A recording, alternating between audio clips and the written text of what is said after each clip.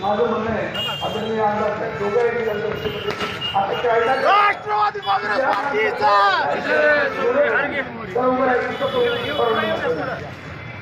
ज्या माणसाच्या कर्मचाऱ्यामध्ये घर नाही, दुकान नाही, जागा नाही,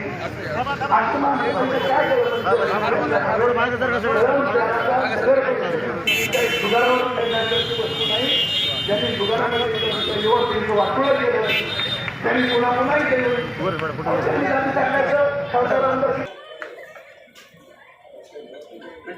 सर्व मानांकित नामांकित आणि सर्वांचं मार्गदर्शन आपल्याला ऐकायचं आहे. परंतु जास्त वेळ न घेता मी एवढं सांगेन की सहकार, शेती, शिक्षण या सर्व माध्यमातून आम्ही आतापर्यंत कळमकरांची सेवा केली आहे. कळंब शहरामध्ये शेतकऱ्यांचा प्रश्न महत्त्वाचा होता. ऊसाला भाव कधी मिळत नव्हता.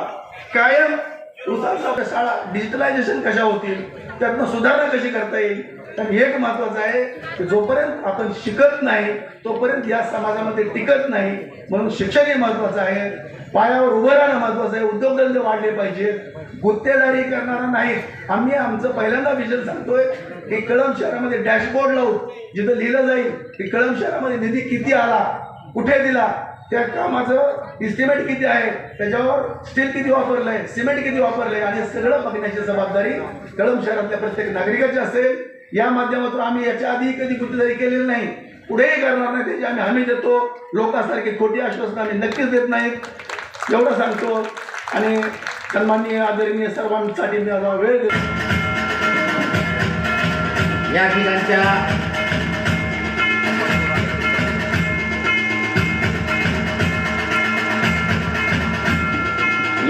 गावाहून व्यापारी आपल्या येथे व्यापार करण्यासाठी येतात का या ठिकाणी धंदा चांगला होतोय.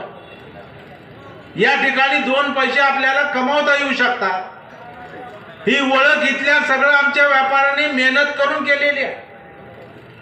आणि मग ही जर ओळख करून दिलेली असेल तर याला ज्या काही लागणाऱ्या सुविधा आहेत त्या पुरवण्याचं काम नगरपालिकेचं असतं, नगर परिषदेचं असतं. पण ते मागच्या काळामध्ये कधी झालं नाही. आणि म्हणून साठी सर्वसामान्य नागरिकांना काही कुण्याही पक्षाच्या लोकांनी येऊन आमच्या घरी काही पाणी भरावी अपेक्षा नसते. पण किमान त्यांच्या दारातला रस्ता झाला पाहिजे. त्यांच्या दारामध्ये संध्याकाळी पाय टाकला तर लाईट असली पाहिजे. त्यांच्या दारातलं गटार चांगलं बंदिस्त असलं पाहिजे, ज्याच्यामुळे रोगराई होता कामा नये. हे प्रामाणिक मूलभूत गरजा आणि किमान अपेक्षा आमच्या मतदार बंधू भगिनींच्या असतात आणि त्या काही चुकीचा नाही आहे. किती दिवसानं पाणी कळंब शहरामध्ये येतं. तुमच्या शहरातली तुमच्या रस्त्याची दररोज स्वच्छ होती का? तुमच्या घरातला येऊन कचरा गोळा केला जातो का? तुमच्या दारात रोज घंटागाडी येते का? आणि आज मध्यंतरी काळामध्ये आता ज्याचा उल्लेख आमच्या वकील साहेब यादव साहेबांनी केला, जे सत्तेवर होते, ज्यांच्या मंडळी आता उभे आहेत, ते सुद्धा आमच्याच पक्षात होते. दुसऱ्याची सत्ता आली की ते पुन्हा कुठे गेले. पुन्हा आमचे दादा मुख्यमंत्री उपमुख्यमंत्री झाले की पुन्हा आमच्याकडे आले. म्हणले आमचं काम हे अडकलंय नगर परिषदचं, तेवढं करून द्या म्हणलं. पुन्हा आमच्या लक्षात आलं की काम कुठलं अडकलेलं आहे, कारण त्याच्या मागे मोठा निधी होता, त्यांचं हे काम अडकलं होतं.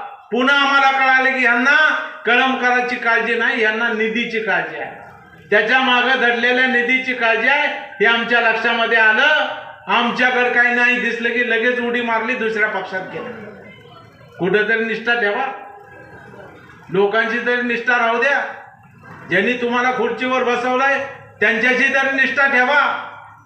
आणि मग त्या जे आमचे नेते अजितदादा पवार साहेब आहेत, ज्यांनी या नाट्यगृहासाठी निधी मंजूर केला, ते नाट्यगृह बाळासाहेब झालं का?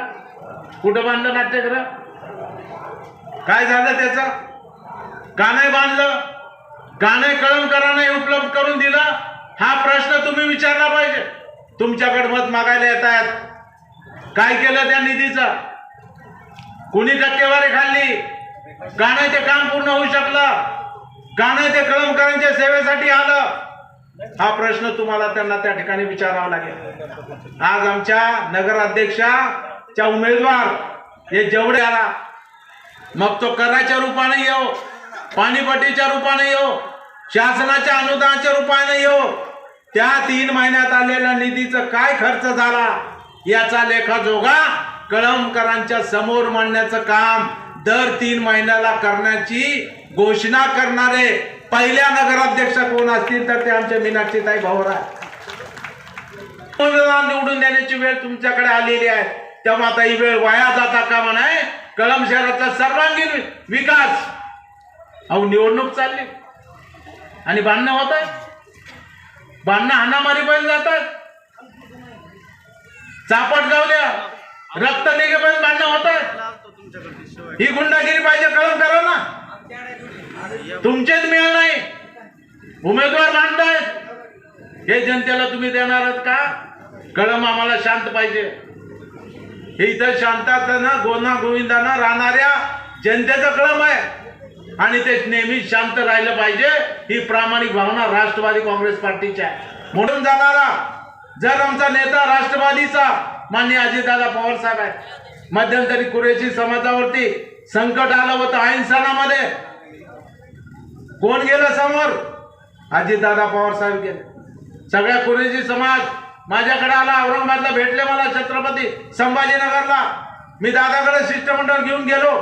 दादांनी तातडीनं मुंबईला मंत्रालयामध्ये मीटिंग लावली. बाबासाहेब पाटील त्या ठिकाणी उपस्थित होते आणि डीजीला बोलवून सांगितलं, राज्याच्या पोलीस महासंचालकाला, की हिंदुस्थानातले आहेत, यांना सुद्धा इथं राहण्याचा अधिकार आहे, तुमच्या केसाला धक्का लागता कामा नये. हा सांगणारा कोण नेता असेल तर ते अजितदादा पवार साहेब या ठिकाणी आहेत. आणि म्हणून कोणी काही म्हणत असेल तरी त्याला आपण उत्तर देण्याचं काम केलं पाहिजे. शेवटी सर्व जाती धर्म शाहू फुले आंबेडकरांचा ती ज्या दिवशी पाणी सुटणार आहे त्या दिवशी दिवसभर टेन्शन मध्ये असते की पाणी सुटून गेलं का, पाणी कधी सुटणार आहे. तर सकाळी 5 ते 9 या दरम्यानच पाणी सुटेल असं मी या ठिकाणी कळमच्या भगिनींना शब्द देते. मी या ठिकाणी नगराध्यक्ष म्हणून जेव्हा पदावर बसेन तेव्हा हे पहिलं काम मी या ठिकाणी करेन, स्वच्छ आणि सुंदर शहर करण्याचा प्रयत्न करेन. दुसरं माझं विजन आहे ते म्हणजे प्री प्रायमरी एज्युकेशनच्या शाळा सुरू करणं. 3 ते 6 वर्ष वयोगटातलं शिक्षण आता कंपल्सरी केलेलं आहे, तर 3 ते 6 वर्ष वयोगटातल्या मुलांना शिक्षण आता जे आहे ते इंग्लिश मीडियमचे स्कूल आहे, ज्याची ग्राउंड जे नदीच्या काठावर वसलेलं आहे ते डम्पिंग ग्राउंड कुठेतरी दूरच्या ठिकाणी हलवून त्यावर काही प्रक्रिया करून त्याच्यापासून वीज निर्मिती करता येते का, खत निर्मिती करता येते का, हे पण माझं विजन या ठिकाणी असणार आहे. कामं खूप करायची आहेत आणि मला वाटतं की मी या पदासाठी सक्षम आहे. मी स्वतः एक अर्थशास्त्राची प्राध्यापिका आहे आणि त्यामुळे गेली 30 वर्ष अध्यापन करते. एक अभ्यासू व्यक्तिमत्व आहे आणि त्यामुळं कुठून पैसा उपलब्ध करायचा, म्हणजे केंद्र सरकार असेल, राज्य सरकार असेल, त्यांच्याकडून पैसा कसा उपलब्ध करायचा आणि हा पैसा मी कशा प्रकारे खर्च केला म्हणजे माझ्या कळमवासियांचं या ठिकाणी त्यात कल्याण असेल हे मला बऱ्यापैकी माहीत आहे. आणि मी राष्ट्रवादी काँग्रेस पार्टीची उमेदवार आहे. अजितदादांचं पक्षाचा मी या ठिकाणी प्रयत्न करेन आणि यासाठी मला सर्व कळममधून जो प्रतिसाद मिळतो, गेली 10 दिवस झाला मी प्रचाराची रणधुमाळी उठवलेली आहे. कळंब शहरामध्ये जेव्हा मी या ठिकाणी वावरते तेव्हा मी नगराध्यक्ष म्हणून निवडून नक्की येणार आहे याची मला खात्री आहे. आणि एवढंच मी या ठिकाणी बोलते. धन्यवाद. जय हिंद, जय महाराष्ट्र, जय राष्ट्रवादी.